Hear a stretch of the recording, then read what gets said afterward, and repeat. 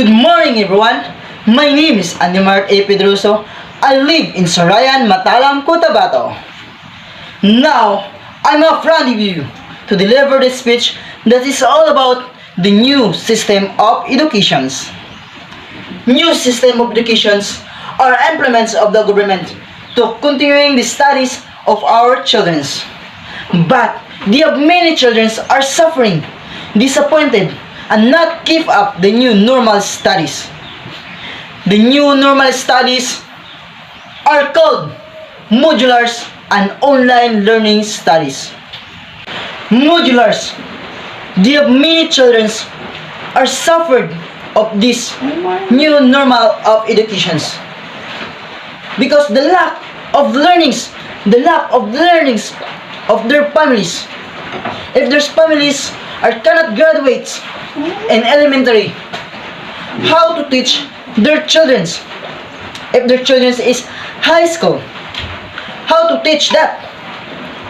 If their families cannot understand the information inside the modules, the idea that means of the modules.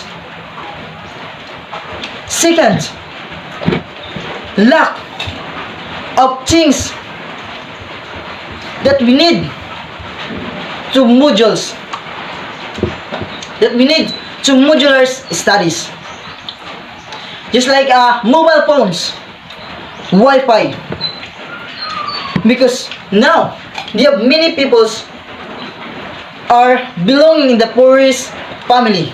They cannot afford to buy the phone because without money to buy that. Third, limited access of informations in the Google, because when you search, many informations are limited access.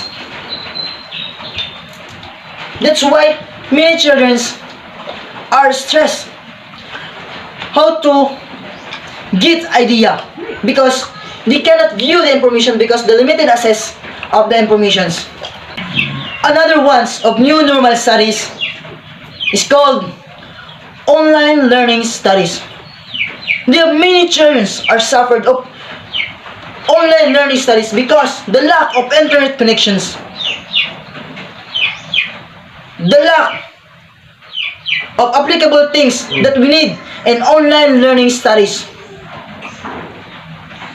and last, the lack of money to buy a mobile phones or Wi-Fi's that we need to search or research the informations in the Google,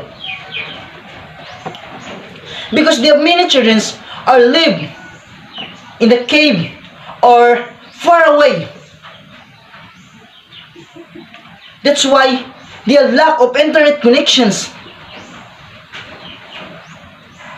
and many peoples are suffered because no pandemic. Many families are without work. That's why we cannot afford to buy a phones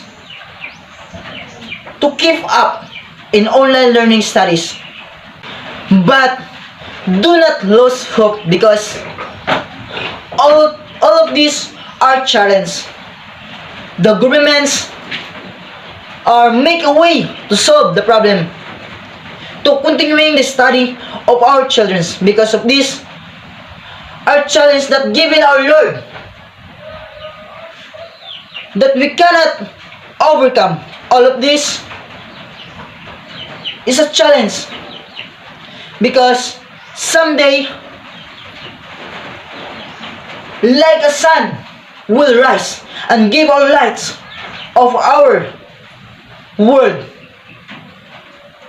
and someday we will make happiness, we will make the day another day to change the world, and not suffered many children of these new normal educations. Not only that, and many peoples And that's all. Thank you.